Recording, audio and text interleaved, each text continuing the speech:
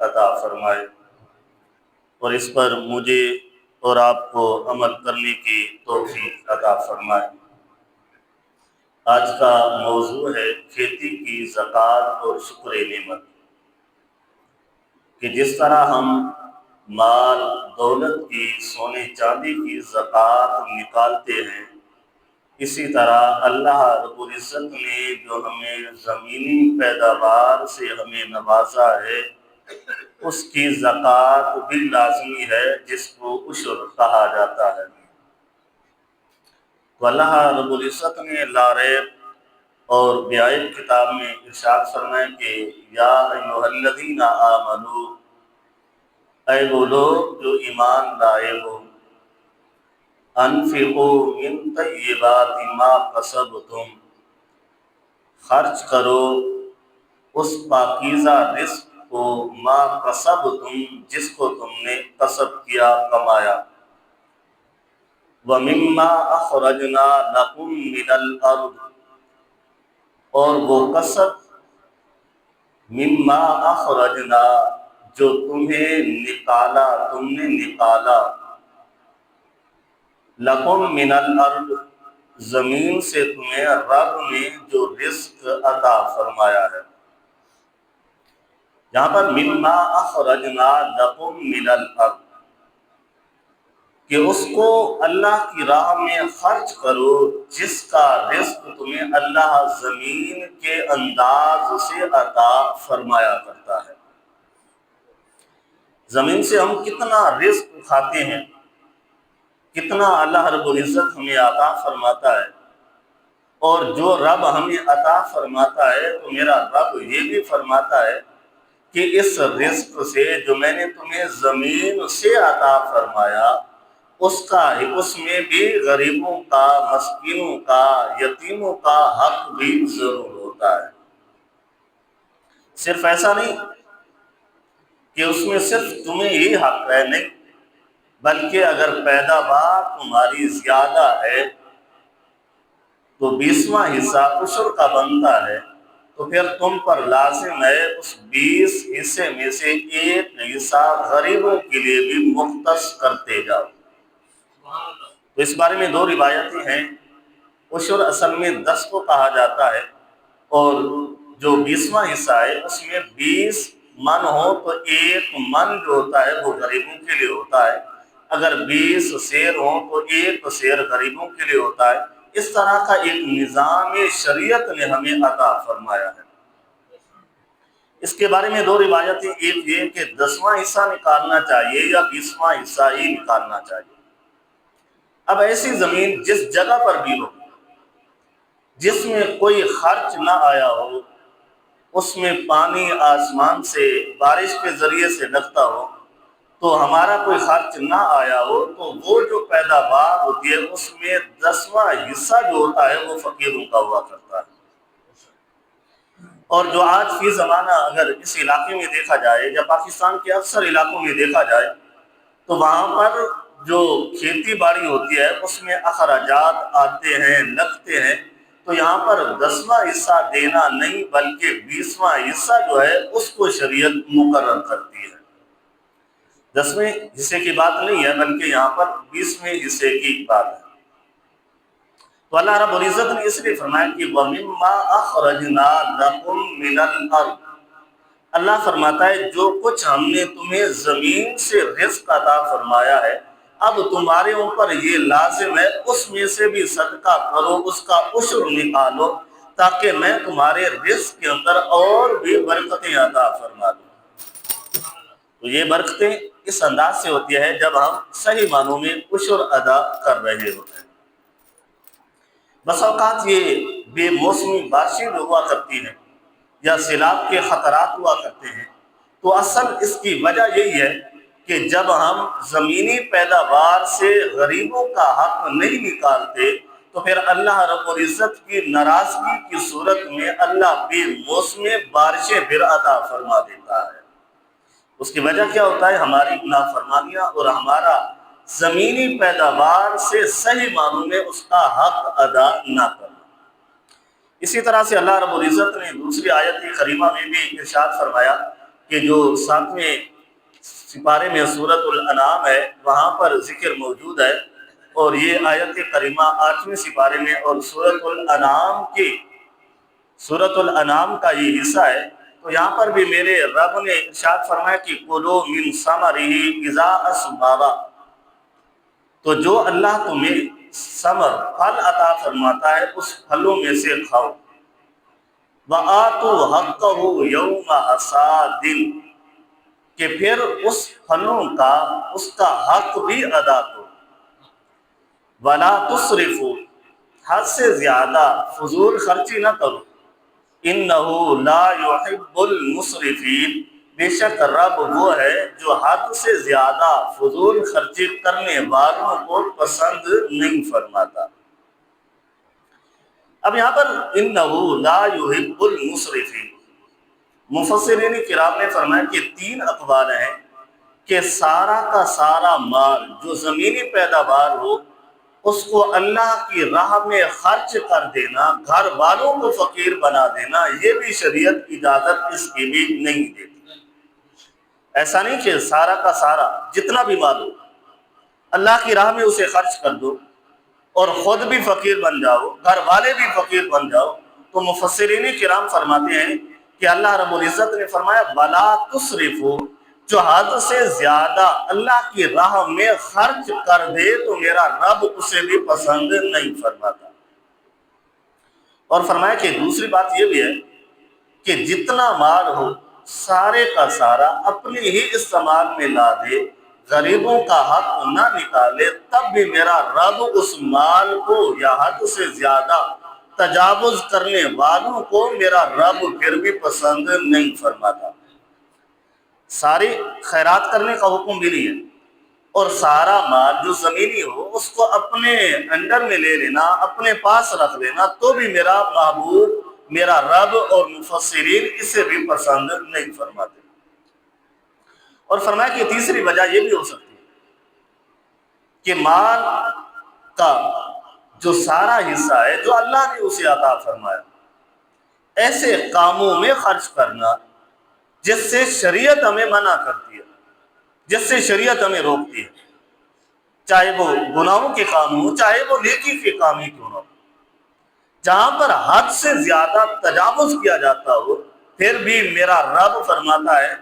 وَلَا تُسْرِفُوا إِنَّهُ لَا يُحِبُّ الْمُسْرِفِينَ، اللہ فرماتا ہے میں حد سے زیادہ مال کو تجاوز کرنے والے مال کو بھی پسند نہیں فرماتا۔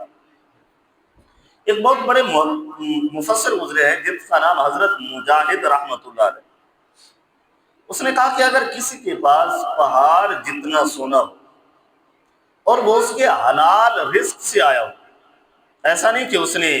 کوئی حرام سے کمایا ہو بلکہ حلال رزق سے کمایا ہو، اس حلال رزق میں سے تھوڑا سا حصہ اٹھا کر ایسے کاموں میں صرف کر دے، ایسے کاموں میں لگا دے جہاں پر شریعت اجازت نہیں دیتی، تو فرمایا کہ اسی کو ہی تو حد سے زیادہ تجاوز کرنے والا ہی کہا گیا ہے۔ اللہ رزق دیتا ہے، اللہ ہر چیز کو رزق دیتا ہے، لیکن رزق دینے کا مطلب یہ نہیں ہوتا کہ اللہ تمہیں مال دولت سے نوازتا ہے، نوازنے کے بعد تم اسی مال دولت کو ایسے کاموں میں خرچ کر دو جس سے میرا رب پسند نہیں فرماتا، جس کو میرا محبوب پسند نہیں فرماتا، چاہے وہ حلال ہی کا کیوں نہ ہو، تب بھی اسے حد سے زیادہ تجاوز کرنے والا مال ہی کہا گیا ہے۔ فی زمانہ جیسے اللہ ہمیں یہ رزق عطا فرماتا ہے، اگر ہم اس کو تھوڑا سا سوچ لیں کہ اللہ رزق ہمیں عطا کیسے فرماتا ہے۔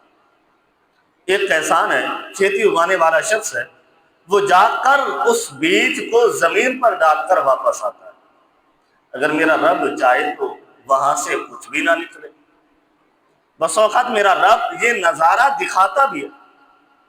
ساری زمین پر ایک طرح سے بیج کو ڈال دیا جاتا ہے، لیکن کہیں تو اللہ رب العزت اس بیج کو طاقت عطا فرماتا ہے، وہاں سے اس کا گوشہ نکل آتا ہے، لیکن کسی جگہ پر میرا رب اسے نکالتا بھی نہیں۔ بیج ہر جگہ پہ ڈالا جاتا ہے لیکن کہیں سے میرا رب نکالتا بھی نہیں ہے۔ میرا رب اصل میں انسان کو تنبیہ کرتا ہے کہ یہ تیری محنت نہیں ہے، کہ تو بیج ڈال کے چلا گیا، وہ رب ہے چاہے تو اس میں سے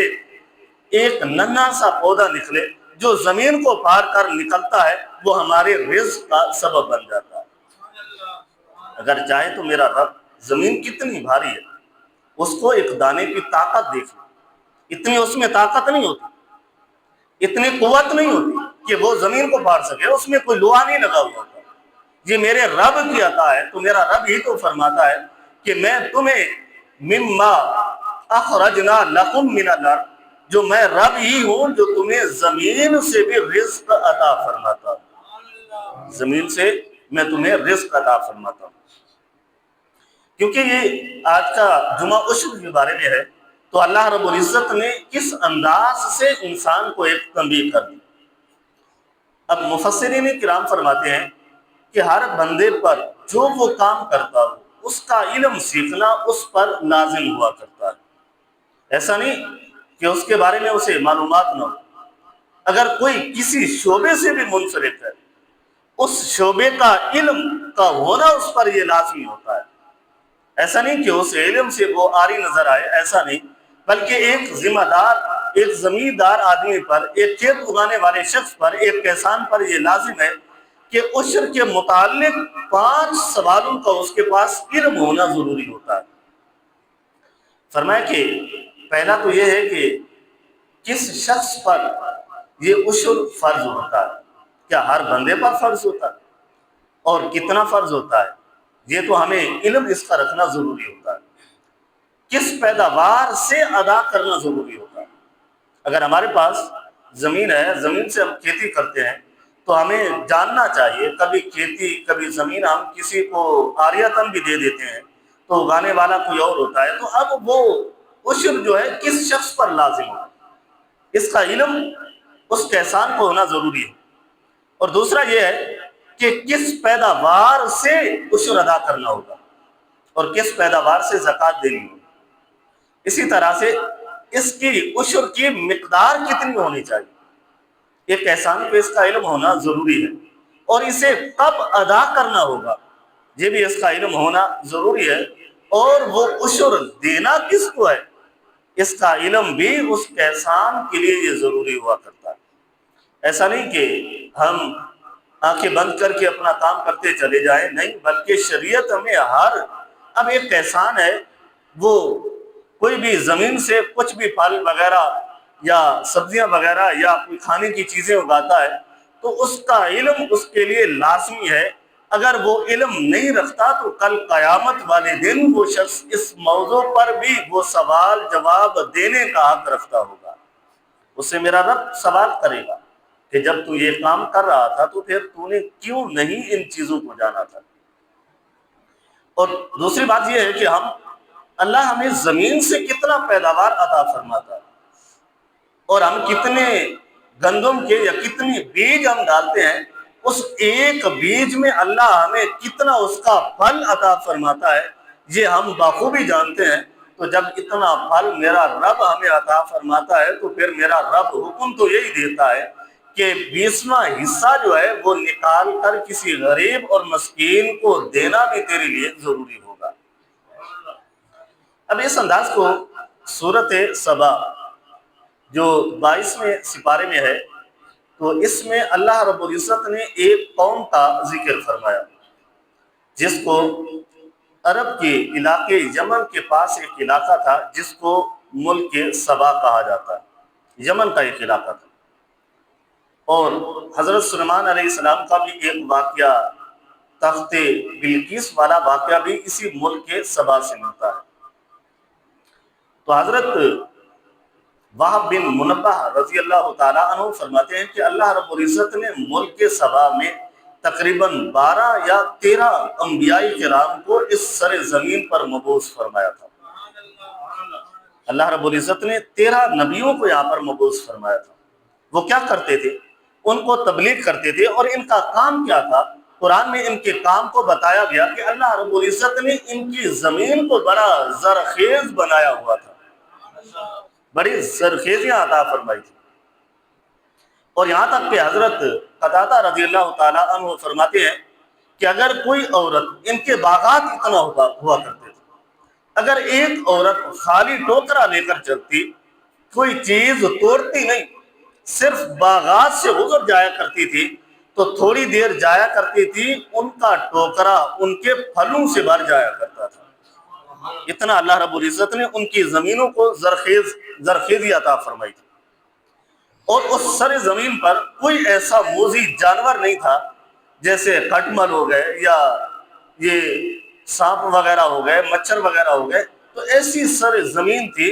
ایسے سرسبز اور شاداب باغات تھے، اور ایسی پاکیزہ ہوا تھی کہ اس سر زمین پر کوئی بھی ایسا موذی جانور بھی موجود نہیں تھا۔ اللہ نے اتنا ان کو عطا فرمایا ہوا تھا۔ اور یہاں تک کہ روایت یہ بھی ملتی ہے کہ بس اوقات ایسا بھی ہوتا تھا کہ اگر کوئی باہر سے کوئی شخص آ جاتا، ان کی سر زمین سے گزرتا، تو اللہ رب العزت نے دائیں بائیں باغات کا ذکر فرما دیا تھا۔ اگر کوئی شخص گزرتا تو آب و ہوا اتنا پاکیزہ تھی کہ ان کے سر پر اگر کوئی جوئیں وغیرہ ہوا کرتی تھی یا کوئی ایسا زخم ہوا کرتا تھا یا کیڑے ہوتے تھے، تو ہوا اتنا پاک صاف تھی تو وہی جانور جو ان کے سروں پر وہ جو جوئیں ہوا کرتی تھی وہ بھی ختم ہو جایا کرتی تھی۔ اتنا پاکیزہ ہوا عطا فرمائی تھی۔ اگر فی زمانہ ہم دیکھ لیں تو یہ نعمتیں اللہ رب العزت نے ہمیں بھی عطا فرمائی۔ تو اللہ رب العزت نے ان کا ذکر، ان کے نام پر ایک سورت کو نازل فرما دیا، تو پھر اللہ رب العزت نے 12 نبیوں کو یا 13 نبیوں کو اس سر زمین پر مبعوث فرمایا، اور ان کو حکم دیا کہ میرا رب تمہیں رزق دیتا ہے تو اس رزق کا شکر بھی ادا کیا کرو۔ وہ قوم تھی، وہ نبیوں کو کہا کرتی تھی، معاذ اللہ کے نبیوں کی تکذیب کرتے ہوئے کہا کرتی تھی وہ تو ہماری محنت ہے۔ اگر تم کہتے ہو کہ یہ سر زمین اتنی پاکیزہ رب نے عطا فرمائی ہے، اور جو باغات ہیں، جو یہاں پر کھیتی ہوتی ہے، وہ رب ہی عطا فرماتا ہے، تو یہ قوم کہا کرتی تھی کہ جاؤ تم اللہ کے نبی ہو تو اللہ کو جا کر معاذ اللہ کہہ دو کہ ہمیں اس سر زمین سے کوئی شاداب باغات بھی نہیں چاہیے، اور ہمیں اس سے کوئی پیداوار بھی نہیں چاہیے۔ وجہ کیا تھی؟ وجہ ناشکری تھی۔ اور ان سب چیزوں کا ذکر اللہ رب العزت نے اس لاریب کتاب میں بھی ارشاد فرما دیا۔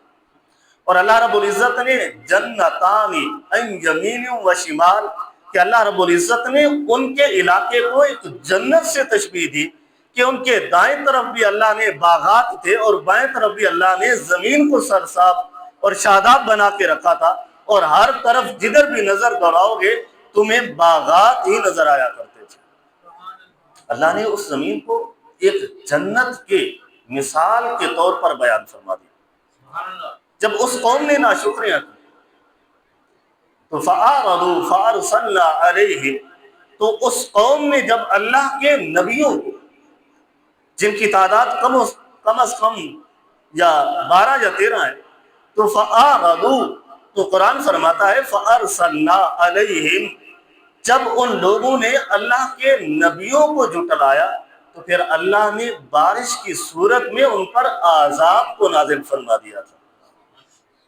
اور قرآن میں بھی سیل الارم وبدلناہم، تو اللہ رب العزت نے اس کا ذکر فرمایا کہ اللہ رب العزت نے آہستہ آہستہ بارش ان پر عذاب کی صورت میں نازل فرمائی، اور پھر وہ بارش اتنی کم نہیں ہوئی تھی، بارش اتنی بڑھتی گئی یہاں تک کہ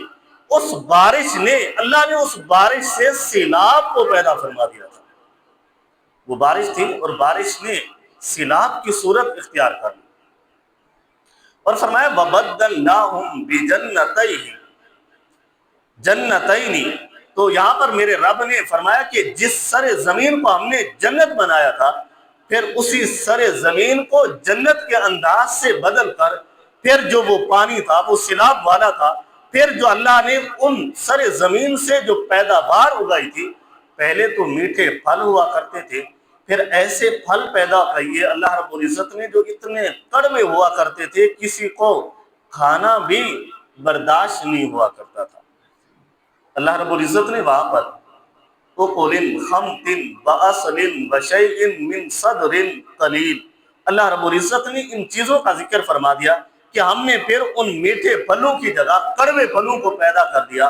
جو زمین ان کے لیے ایک سبز دار ہوا کرتی تھی، سبزیاں اگایا کرتے تھے، جس زمین سے وہ گندم اگایا کرتے تھے اسی زمین پر بیج ڈالتے تھے، لیکن اللہ کسی چیز کو طاقت نہیں دیتا تھا کہ وہ بیج اپنا پھل بھی دے سکتا ہو۔ اب اللہ رب العزت نے یہاں پر اس صورت میں پورا ان کے واقعے کو بیان فرما دیا۔ علامہ احمد ساوی علیہ رحمہ جنہوں نے تفسیر ساوی لکھی ہے، انہوں نے کہا کہ اصل میں اللہ رب العزت نے قوم سبا کا ذکر فرما کر امت محمدیہ کو تنبیہ کر دی اور فرمایا کہ جب اللہ تمہیں زمین سے جب تک رزق دیتا رہے تم پر یہ لازم ہے کہ اپنے رب کا شکر ادا کرتے رہا کرو۔ اگر تم شکر نہیں کرو گے، شکر بمانا عشر نکالنا، غریبوں کا حق نکالنا، جب تم کسی غریب کا حق نہیں نکالو گے، جس طرح اللہ نے قوم سبا کے ساتھ معاملہ فرمایا وہی رب تمہاری زمینوں کے ساتھ بھی معاملہ فرما سکتا ہے۔ ہم بیج ڈال کر آئیں گے، ہم بیج ڈال کر آئیں گے، میرا رب ہے تو وہ اگا دیتا ہے، اگر میرا رب نہ چاہے تو زمین سے وہ پیداوار اگ ہی نہیں سکتی، یہ میرے رب کے اذن سے ہی سارا کچھ ممکن ہوا کرتا ہے۔ اب یہاں پر کتنا ایک خوبصورت انداز امام احمد ساوی علیہ رحمہ نے بیان فرمایا کہ قوم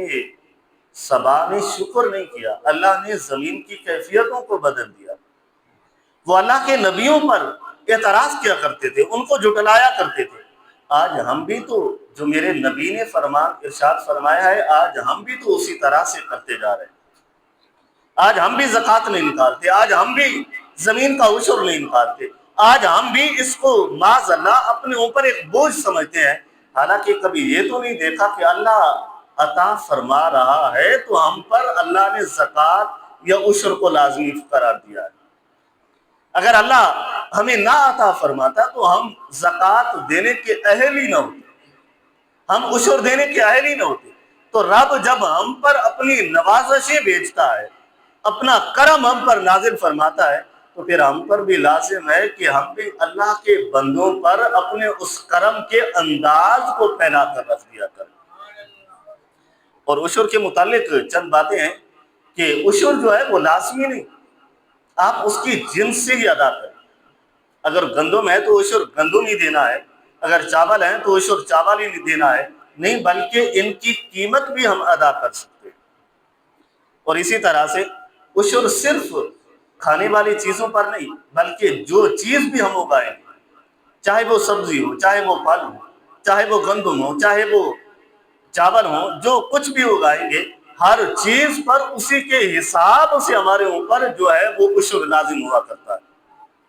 اور بس اوقات ایسا بھی ہوتا ہے کہ سر زمین پر ہم نے سبزیاں اگا دی ہیں تو جو پک جاتی ہیں ان کو ہم بیچ دیتے ہیں، تو ان کا حساب رکھنا بھی ہمارے لیے ضروری ہوتا ہے کہ ہم کتنا بیچ رہے ہیں، کیا وہ 20واں حصہ غریبوں کا بن جاتا ہے تو ہم وہ ادا بھی کر رہے ہیں کہ نہیں۔ اسی طرح سے ایک درخت ہے، ایک پھل دار درخت ہے، وہ سال میں ایک مرتبہ نہیں بلکہ 2-3 مرتبہ وہ پھل دیتا ہے، تو ہر پھل دینے کی مقدار میں اس کا عشر الگ انداز سے ادا کیا جائے گا۔ اور اسی طرح سے جو بندہ عشر ادا کرتا ہے تو اللہ رب العزت بھی اس کی حفاظت فرمایا کرتا ہے۔ طبرانی شریف میں حدیث مبارکہ موجود ہے، حضور صلی اللہ علیہ وسلم نے فرمایا کہ اذا ادیت زکات، کہ جو بندہ زکات ادا کرتا ہے، فقد اذهبت عیناک شرطا، کہ اللہ رب العزت پھر اس کی جن چیزوں کی زکات ادا کرتا ہے اس میں سے ہر وہ چیزیں جو انسان کے لیے نقصان دہ ہو ان کو اللہ دور بھگا دیا کرتا ہے۔ اب اگر مثال ہم گندم کی لے لیں تو ہم نے گندم ایک دن تو نہیں کھانی ہوتی، ہم نے اسے سٹور کرنا ہوتا ہے۔ اگر ہم اس گندم سے عشر نکالتے رہیں گے تو اللہ اس گندم کو کیڑے لگنے سے محفوظ فرما دے گا۔ اگر ہم اس کا عشر نہیں ادا کریں گے تو پھر اس گندم میں اللہ چاہے جتنی ہم حفاظت کرتے رہیں، اللہ ایسی بیماریاں بھی پیدا کر سکتا ہے اور ساتھ میں اللہ کیڑے بھی وہاں پر پیدا فرما سکتا ہے۔ جو رب ہمیں زمین سے دے سکتا ہے، جو رب ہمیں زمین سے عطا فرما سکتا ہے، وہ رب ہمیں دے کر ان چیزوں پر ایسی موذی جانور یا بیماریاں بھی میرا رب پیدا فرما سکتا ہے۔ اسی طرح سے تو کل قیامت والے دن جو بندہ عشر نہیں نکالے گا، زکوٰۃ نہیں نکالے گا، عشر کے بارے میں بھی موجود ہے کہ حضور صلی اللہ علیہ وسلم نے فرمایا کہ یطوقہ یوم القیامت ثم یاخذ ثم یقول انا مالک انا کنزک، کہ کل قیامت والے دن بخاری شریف کی حدیث مبارکہ ہے کہ کل قیامت والے دن جو بندہ عشر ادا نہیں کرتا اس کے گلے میں سانپ کو ڈال دیا جائے گا۔ جس سانپ نے اس کے گلے کو گھونٹنا ہے تو وہ بندہ اس سانپ کو کھینچے گا تو کہے گا کہ کون سی تو مصیبت ہے، تو وہ سانپ کہے گا کہ میں وہی تو ہوں خزانہ جس کو تو جمع کیا کرتا تھا، جس کو تو اکٹھا کیا کرتا تھا، جس کا تو غریبوں کا حق نہیں نکالا کرتا تھا۔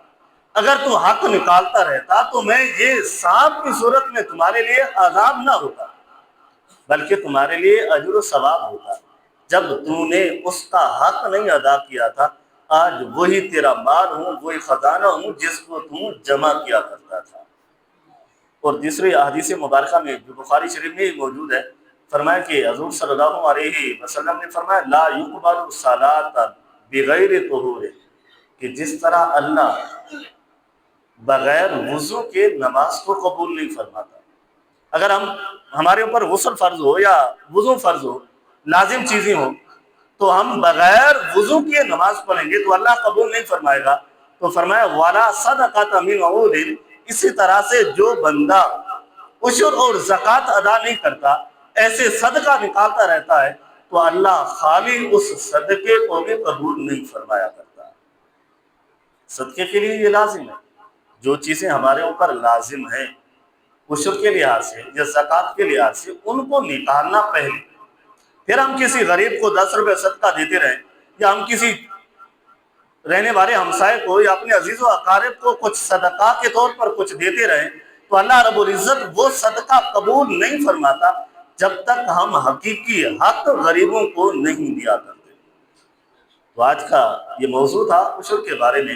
عشر جتنی بھی زمینی پیداوار ہو جو ہم نے اپنے نفع کے لیے ہوتی ہے، تو اس پر اللہ رب العزت نے، اللہ کے محبوب نے عشر کو لازمی قرار دیا۔ تو عشر یہ غریبوں کا حق ہوا کرتا ہے۔ جو بندہ غریبوں کا حق کھاتا ہے تو یہ اسی کی ہی مثل ہے جیسے کسی بندے کی زمین ہو تو کوئی بندہ وہاں پر قبضہ کر لے یا کسی کے مال پر قبضہ کر لے تو وہ حق اس کا ادا نہ کرے۔ تو اسی طرح سے جب ہم زکوٰۃ اور عشر نہیں دیتے تو یہ ایک غریبوں کا حق جو اللہ نے اور اللہ کے محبوب نے ہمارے اوپر مقرر فرمایا ہے، جب ہم وہ ادا نہیں کرتے تو یوں ہی ہے ہم جس طرح کے کسی کا حق ہی ہم کھا رہے ہیں۔ تو عشر کے لحاظ سے تو یہ زمینیں جو یہاں پر پاکستان میں اکثریت زمینیں ہیں، ان پر 20واں حصہ ہی ہوا کرتا ہے۔ تو یہ 20واں حصہ ادا کرنا عشر کے لحاظ سے ہمارے لیے یہ لازم ہوا کرتا ہے۔ تو دعا ہے کہ اللہ رب العزت ہم سب کو سمجھنے کی توفیق عطا فرمائے۔